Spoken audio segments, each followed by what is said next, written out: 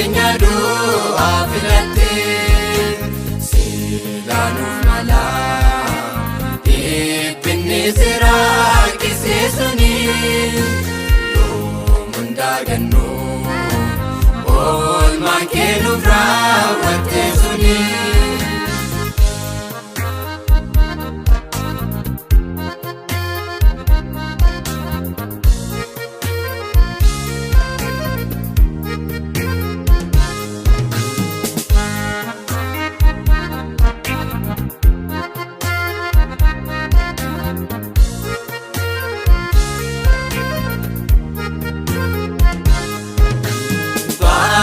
Sakenya muture kana dabamu murtiin du'a mara keenyatti murteeffamu karaa keetirraa gurree abboonni keenya dubbii keessaa nutti himteessaa nan dhageenye maal jaalalli kee oo caalaa inni kaya kenuni bakka keenya du'aa filatte silaanuuf mala dhiphina siraa kisee suni yoom hundaagannu oolmaan kee nuuf raawwatte suni.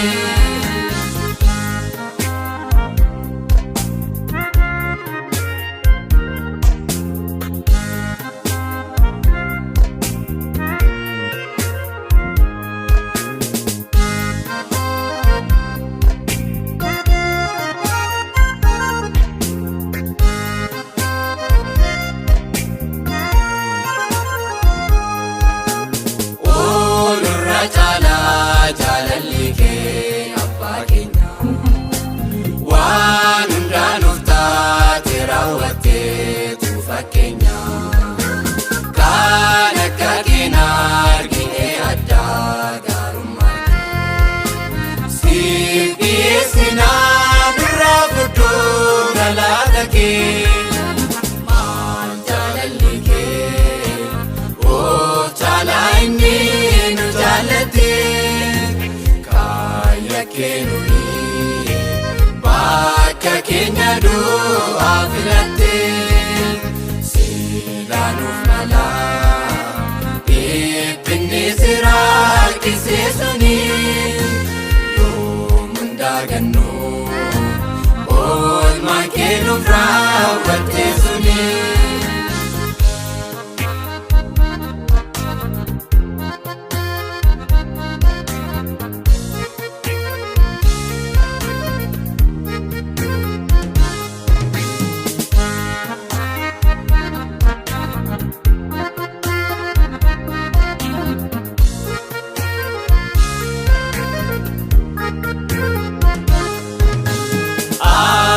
Keenya jaallisuuf takka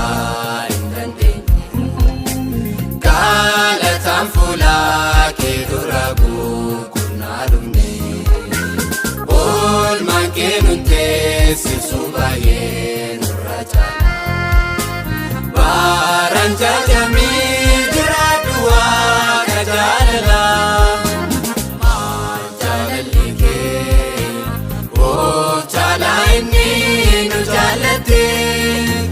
kaya kenuni bakka keenya du'aa filatte silaanuuf mala dhiphina siraa kisee suni yoom hundaagannu oolmaan kee nuuf raawwatte suni.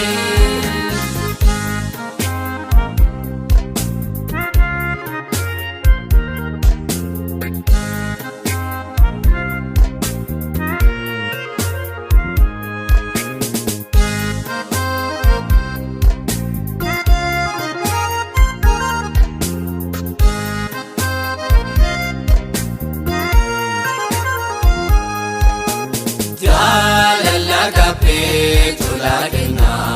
umafetu Angamni naga duanu tola tebu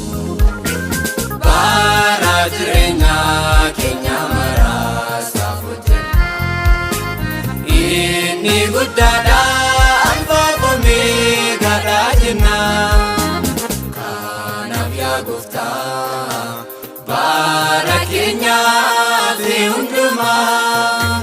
siif hojjennaa kun sitti xiqqaataa dhugumaa kan akka keetii taasumaa